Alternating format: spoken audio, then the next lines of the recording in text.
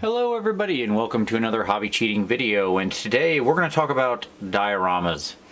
And rather than I'm not going to really talk about how to construct a diorama in exact tactical terms. That is to say, the materials one would use to build one, because it's a lot of the same things you've already seen on my channel. That is to say, how you build bases, it's a lot of the same stuff. So all the things you would use to build bases I've showed you, whether it's ruined buildings or wilderness scenes or whatever it happens to be, it's just that scaled up to a bigger size. So you can go and watch all those videos if you're interested, or you can go watch the new basing playlist. I'll link the playlist down below.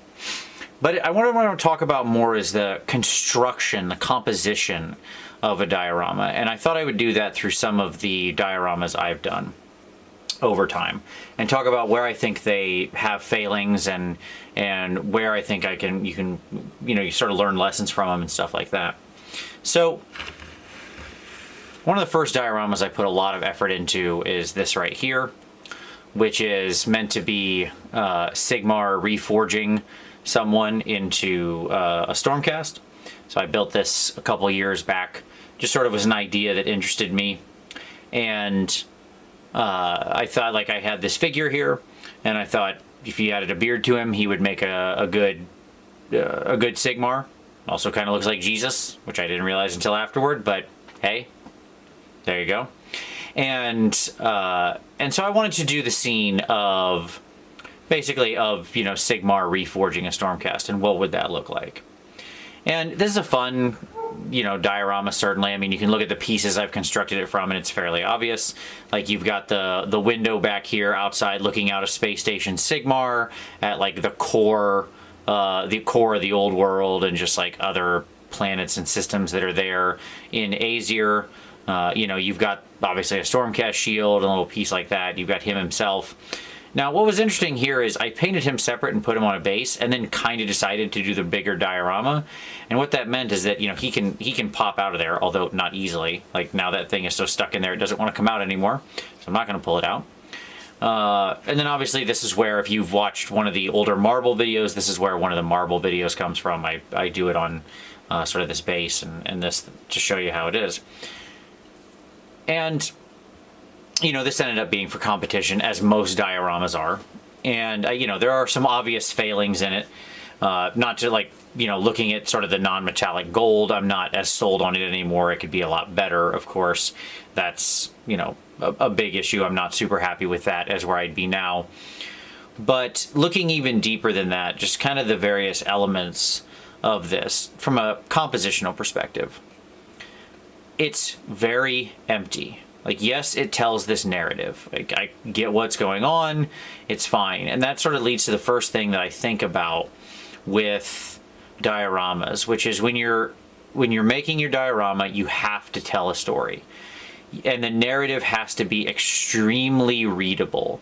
The difference between, painting up a single figure, usually for a competition or for an army or for anything, and doing something in a diorama form, is that the diorama's purpose is to tell some kind of narrative. And that narrative needs to be really, really clear. It needs to jump off of the figure. And I think this is okay. Like, that is to say, I don't think it's unreadable what's going on. I just think it could be stronger, because there's no connection between the two figures, right? That is to say, if Sigmar's actively reforging him, how? What's going on? Like, I didn't do anything connecting to here.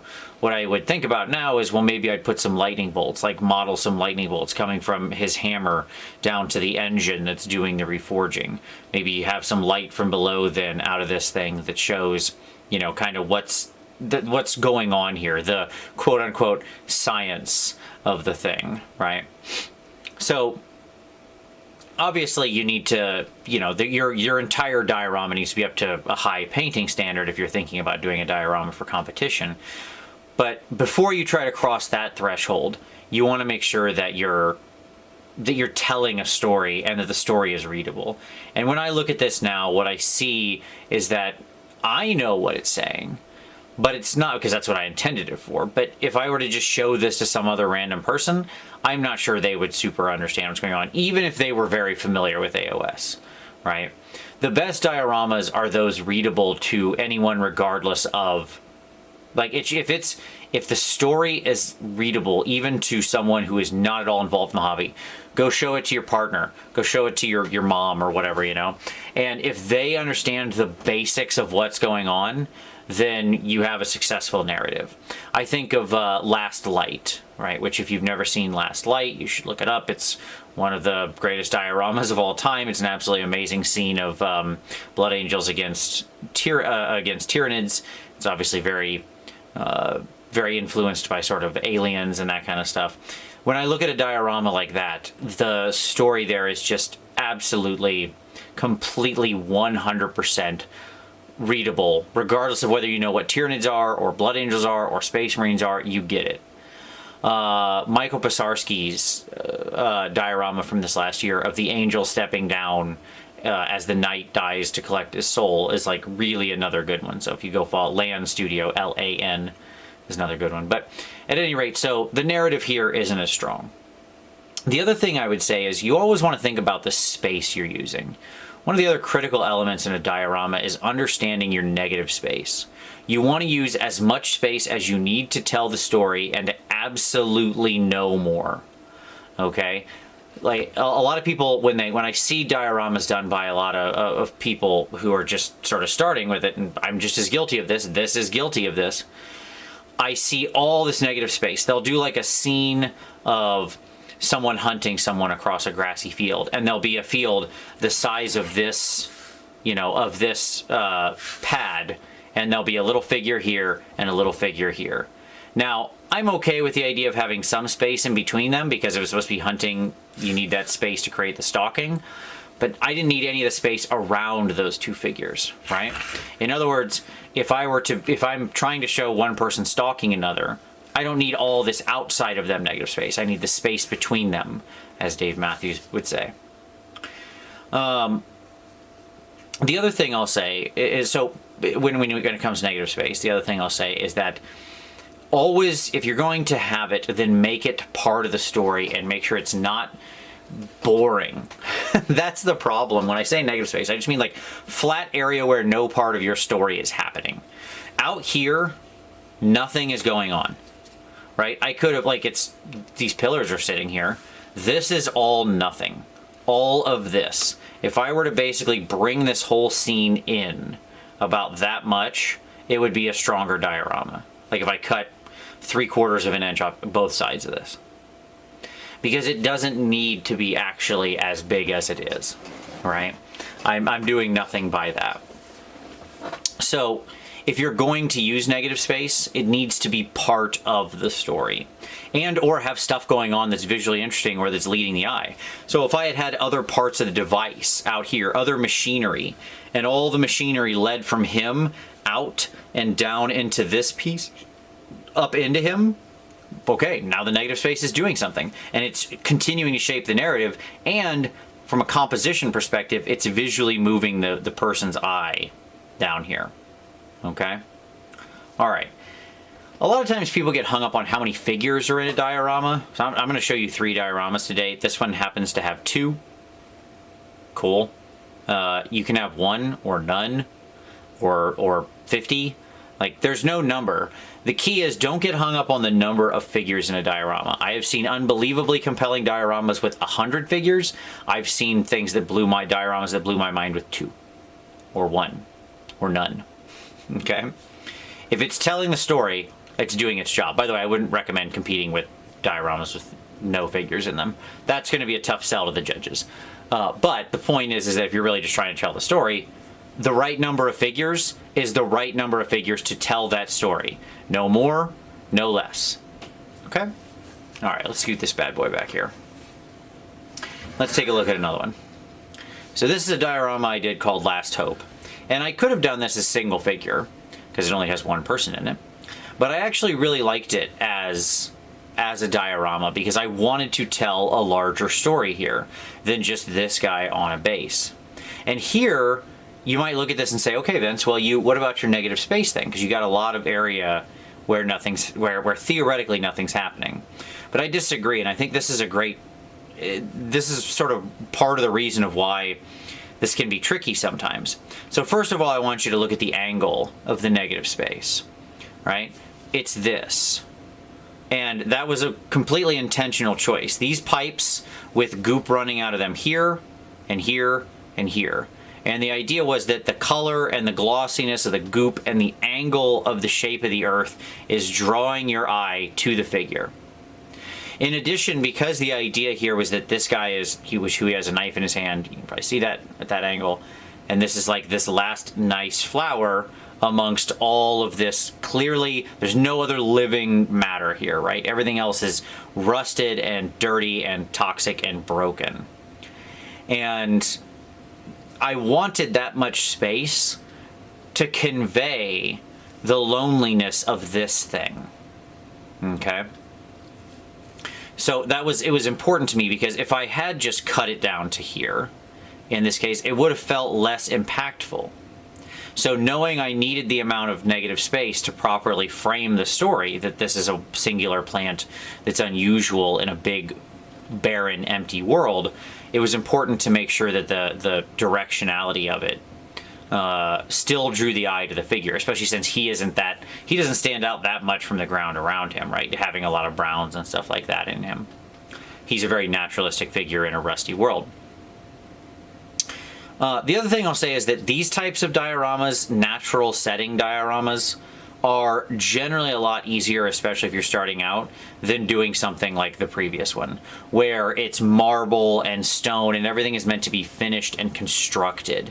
If I were going to sort of, if I were starting over, if I were doing a diorama and I didn't have much experience with them, I would absolutely do stuff like this, where this is just crap glued to a base. Right? I don't need to have any kind of special skills to craft things, to sand things, to get everything perfect, to be doing, measurements and make everything look smooth and perfect. The difference between, the reason so many of our bases when we make them are wreckage is because wreckage is just easier to make. It's the same for dioramas. It's really hard to make urban, finished, clean areas look compelling and look correct, because they are perfect and angular and shaped and clean and everything else. Whereas, a big bombed out wreckage is just dirt and stuff thrown everywhere. The randomness is just way, way, way easier, right? So, doing naturalistic scenes, things in a forest, things in a wasteland, whatever, is just generally going to be easier. The other thing I'll say is that this is a good example here of make sure what you want telling the story are the most visually compelling parts of the diorama. In other words, a very important aspect of diorama making is you don't want the elements of the diorama itself, of the background, of the setting, to be more visually compelling than the figures. The figures are still the stars of the show. Think of it like a scene in a movie, right? In a movie, they make sure the actors are framed, that the actors are in focus, that the actors are lit, right? They're always the main star. And it's the same thing with your figures. That doesn't need to, by the way, mean they need to be center frame. This guy's off center, and that's somewhat intentional. So you don't need to have things completely centered. They can be in different interesting sort of compositional positions, but they need to be the center of your viewer's imagination. The eye needs to be drawn there through the lines in the piece, the colors in the piece, the brightness of them. Anything like that will work, right? So for him, he has his goggles, which are very bright. He has this bright blue color. The plant is this bright green and purple, brighter than the toxic sludge, right? And that was intentional because I wanted the viewer to look at these two things first. And ostensibly, actually, I wanted him to start here. It's the more forward thing, which is funny because this is just some plant, but it sets up the entire story. So it is the brightest intentionally, where someone would look here, and then because of the lines of the rest of it, the goal was to then have their eye meet here, and then these lines force them up to here, to where he's looking at the flower, knife at the ready to harvest the last bit of light from this world, right? So, that's kind of the idea there. All right. Last one. So this is a diorama I did for the Golden Demon White Dwarf Winners Challenge here this last year. And this is basically an example of using the minimal amount of space possible. Again, going with like the ruined scene, you can see I built the base out of all of the sort of various pieces from the large basing kit and the hero bases and stuff like that to build this sort of ruined metal factory scene. Got like pipes and stuff underneath, you can see down there. And, you know, the idea here was to have her be truly free-floating, right? She's not actually touching anything. This isn't connected to anything, by the way. That's just her little things aren't actually connected, so I'm not holding her up with those. See, those are not attached to anything. What she is attached to is the magic, right? So this lightning bolt coming out of the end of the staff of the Tzeentch sorcerer is actually what's holding her aloft, like physically, not in world, the physical model that's sitting here. And I was curious as to how much of a story I could put into this small area. Could I have 4 figures in this tiny area and have different things for people to discover? So it was an interesting challenge because you're limited in this. We were limited in this challenge to a 60 mil base, I think is what it is. So same as Everchosen. But this was actually like this was quite. I thought at the time, oh, I'll be reasonable. I don't want to go too far. Yeah, I didn't go far enough. So there you go. Interesting lessons. Go bigger on your 60 mil. That's the lesson. But this was a really fun one to do because I really like this Tzeentch Sorcerer kit. I'd wanted to paint it for a long time. I've painted Saint Celestine probably 4 times now. So I'm familiar with her and I love that model. And so it was just really fun to show this scene where she's truly aloft. I wanted her angelic and above the rest of the scene, right? So we have the one sorcerer attacking her to no avail, right? And that lightning, like I said, is actually what's holding her up. And then we have her sword here that's sort of belching this flame, like hitting this sorcerer with flame, and you can see knocking him back off his feet. That's the hope there. And this is the previous one whose head she had swung through to sort of deliver the flame to this guy. Like in my mind, she just whoop, lopped right through there. So I tried to kind of cut that angle. He falls over dead. And then this one's getting the flame while the leader guy here tries to attack. But of course, to no avail because the Emperor protects. And so you can see the fun scene of like the doves coming out of his head while the sand spills out of his empty suit, right? Because he's a Thousand Sun. With the doves, of course. I thought that was a fun repurpose of Celestine's doves, like as she had cut off his head. Such is the power of her holy weapon that, you know, anything in him that was living was released in the form of these doves to go join the natural perfect world, and everything else that's dead and chaos is just sand pouring out of his empty shell. So, just fun stuff. This one was a lot of fun to do because it was a specific story, by the way. We had a theme we had to work under called The Witch. So that one was cool. What I like about this is it shows that you can pack a lot into a small area, and you can have both a broader narrative, but also sub-stories. So that gets to the last thing I want to talk about with your dioramas.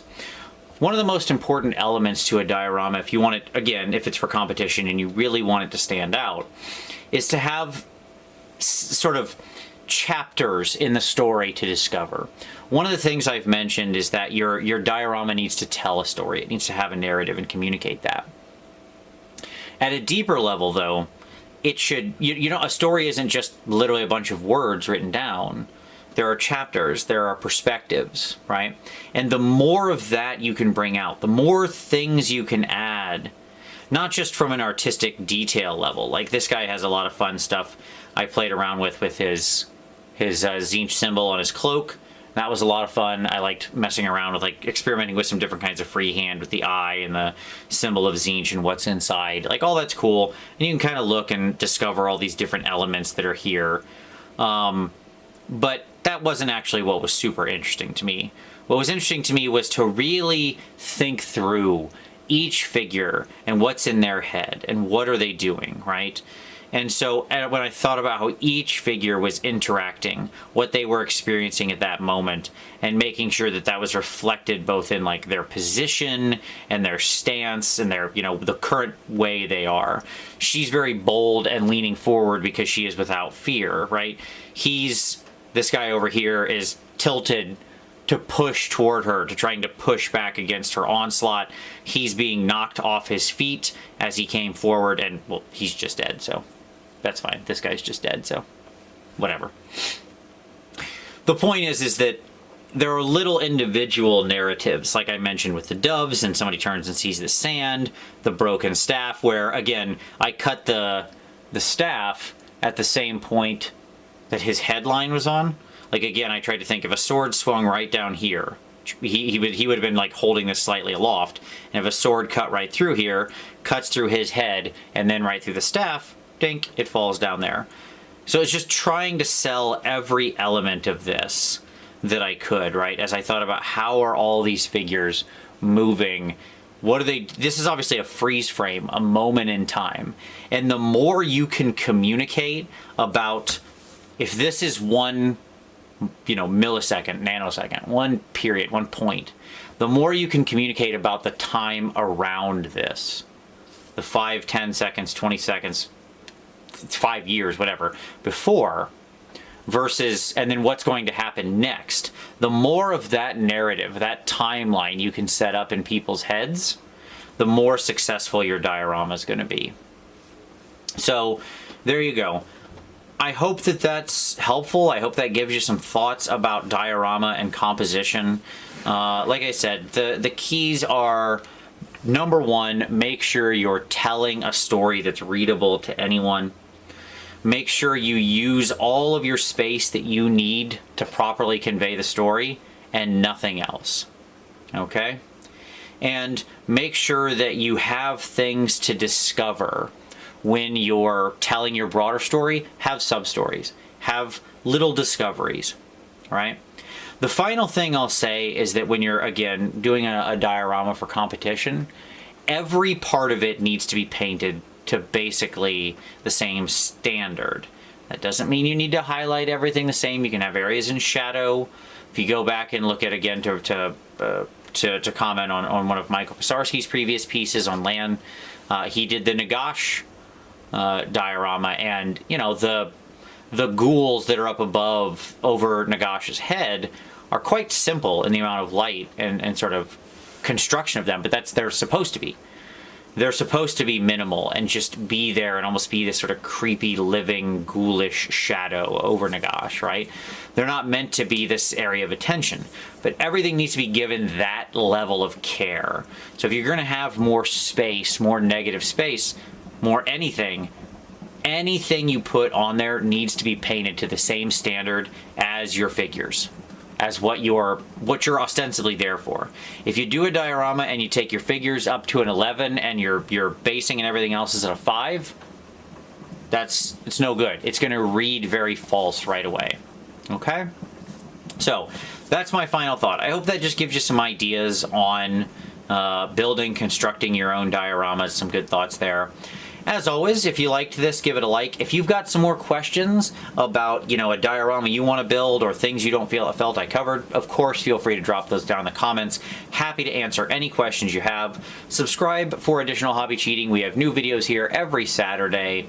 If you want to take a class with me, you can look down in the description and you'll see the latest classes I'm teaching with CK Studios. But as always,